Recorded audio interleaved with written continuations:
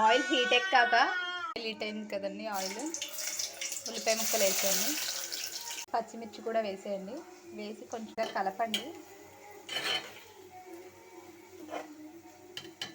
చిటికెడు పసుపు వేయండి. పసుపు వేస్తే కొంచెం బాగా తొందరగా మగ్గుతాయండి ఉల్లిపాయ ముక్కలు. ఈ విధంగా మూత పెట్టేయండి. ఒక 5 మినిట్స్ ఉంచండి.